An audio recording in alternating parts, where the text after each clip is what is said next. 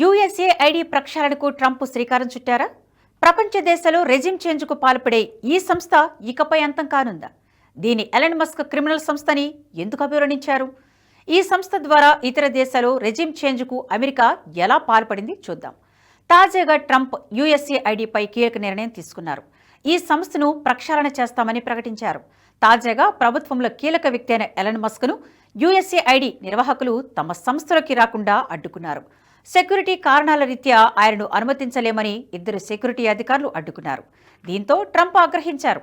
Musk ప్రభుత్వంలో కీలకమైన శాఖలో ఉన్నాడు. డిపార్ట్మెంట్ ఆఫ్ గవర్నమెంట్ ఎఫిషియన్సీ విభాగానికి అధిపతి అయిన మస్క్ను అడ్డుకున్నారనే కోపంతో ఆ ఇద్దరు ఉద్యోగులకు వీఆర్ఎస్ తీసుకోవాలని ఆదేశించాడు. దీంతో వివాదం మొదలైంది. యూఎస్ఏ ఐడిని పూర్తిగా ప్రక్షాళన చేస్తానని ప్రకటించాడు. మస్క్ కూడా దీనిపై ఎక్స్ వేదికగా తీవ్ర విమర్శలు గుప్పించాడు. ఇదొక క్రిమినల్ ఆర్గనైజేషన్ అని, ప్రపంచ దేశాల్లో రెజిమ్ చేంజ్ కోసమే ఈ సంస్థను ఏర్పాటు చేశారని మస్క్ విమర్శించారు. నిజానికి యూఎస్ఏ ఐడి పేరిట అమెరికా చేయని తప్పులంటూ లేదు. ఇది ప్రభుత్వ రంగ సంస్థ. ప్రపంచ దేశాల్లో ఉండే స్వచ్ఛంద సంస్థలకు సేవ పేరిట నిధులను అందించడానికి ఈ సంస్థను ఏర్పాటు చేశారు. దీనికి అమెరికా ప్రభుత్వం నిధులను అందిస్తూ ఉంటుంది. ఈ నిధులను ప్రపంచ దేశాల్లో అవసరమైన చోట్ల అందించి వారి అభివృద్ధికి తోడ్పాటు పడుతుంది. సంస్థ ఉద్దేశం, లక్ష్యం గొప్పది. కానీ ఈ సంస్థ పైకి సేవ చేస్తానని చెబుతూ రెజిమ్ చేంజ్లకు పాల్పడుతోంది. అమెరికాకు గిట్టని ప్రభుత్వాలకు వ్యతిరేకంగా నిధులు అందించే సంస్థగా మారిపోయింది. ఈ సంస్థను డెమోక్రాట్ ప్రభుత్వాలు పక్కదారి పట్టించాయి. డెమోక్రాట్లు జార్జ్ సోరస్కు చెందిన ఓపెన్ సొసైటీ ఫౌండేషన్తో పాటు డీప్ స్టేట్కు కావలసిన నిధులను ప్రభుత్వం నుంచి అందించేది. దీనికి యూఎస్ఏ ఐడిని ఉపయోగించుకుంది. అమెరికన్లు కట్టిన పనులను ఇతర దేశాలకు మళ్లించేది. అమెరికా నిధులతో ఈ రెజిమ్ చేంజ్ ఎలా జరుగుతుంది అనడానికి బంగ్లాదేశ్ ఉదాహరణ. యూఎస్ఏ ఐడి నిధులు బంగ్లాదేశ్కు కూడా అందించింది. 2023లో $72 మిలియన్ బంగ్లాదేశ్కు సాయం కింద అందించింది. చెప్పాలంటే బంగ్లాదేశ్లో రెజిమ్ చేంజ్ కావడం వెనుక యూఎస్ఏ ఐడి అందించిన నిధులే కీలక పాత్ర పోషించాయి.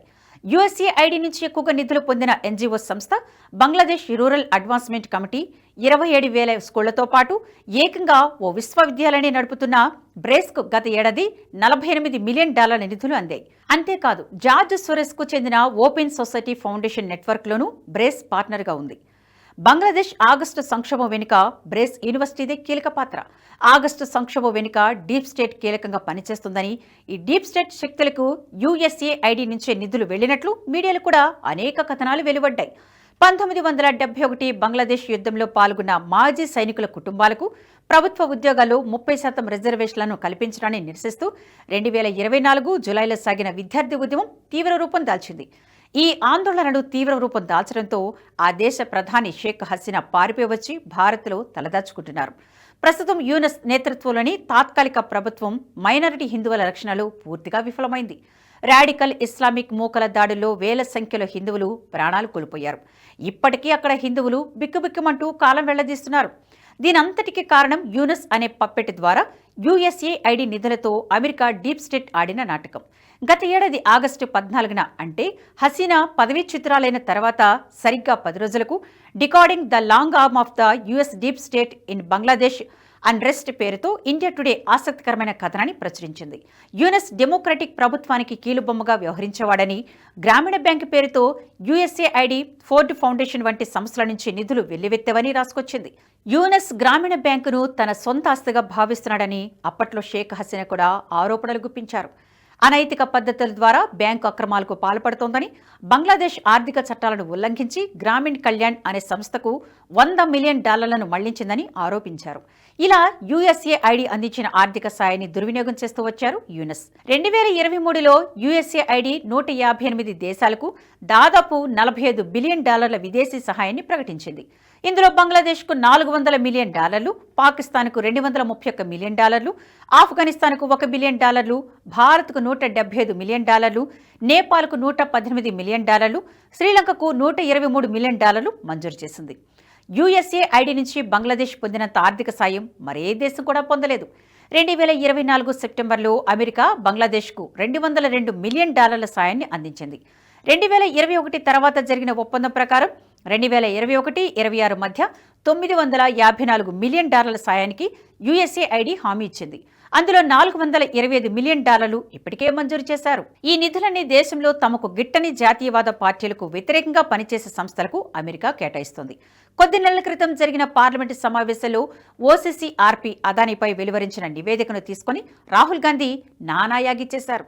ఈ సంస్థ కావాలనే అదానీపై అసత్య ఆరోపణలతో ఓ రిపోర్టును వెలువరించడం, రాహుల్ గాంధీ దీనిని పట్టుకుని పార్లమెంటును సజావుగా సాగనివ్వకపోవడం వంటివి చేశారు. అయితే ఈ సంస్థకు కూడా యుఎస్ఏఐడి నుంచి నిధులు అందాయి. అంతేకాదు, రాహుల్ గాంధీ భారత్లో రెజిమ్ చేంజ్ కోసం ఉజ్బెకిస్తాన్కి వెళ్లి అమెరికా ప్రతినిధులను రహస్యంగా కలిశాడన్న వార్తలు వచ్చాయి. అమెరికా నిఘా సంస్థ సిఐఏ కూడా ఈ సంస్థను రెజిమ్ చేంజ్కు ఓ టూల్ లాగా ఉపయోగిస్తుందని అమెరికా రాజకీయ నాయకుడు జాన్ ఎఫ్ కెనడీ ఆరోపించారు. 2014లో ఉక్రెయిన్లో రెజిమ్ చేంజ్కు ఈ సంస్థ ప్రయత్నించిందని చెప్పారు.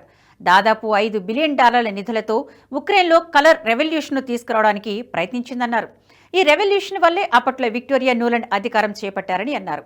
దీన్ని బట్టే ఈ సంస్థ ఇతర దేశాల్లో ఎంతటి దారుణ క్రీడకు తెరలేపుతుందో అర్థమవుతుంది. ఇన్ని దారుణాలకు పాల్పడుతున్న ఈ సంస్థను ఇప్పుడు కూకటి వేళతో సహా పెకిలించి వేస్తారని ట్రంప్ ప్రకటించారు. దీంతో ఇకపై విదేశాల్లో ఈ సంస్థ కార్యకలాపాలు తగ్గుముఖం పట్టే అవకాశం ఉంది. ఈ వీడియో మీకు నచ్చినట్టయితే లైక్ చేయండి, 10 మందికి షేర్ చేయండి. అలాగే కామెంట్ల రూపంలో మీ అభిప్రాయాలను మాతో పంచుకోండి. Nationalist hub group of channels ను సబ్స్క్రైబ్ చేసుకుని తెలుగునాట జాతీయవాద జర్నలిజాన్ని ప్రోత్సహించండి. ఈ వీడియో కింద ఉన్న బెల్ ఐకాన్ పై క్లిక్ చేయడం మర్చిపోవద్దు.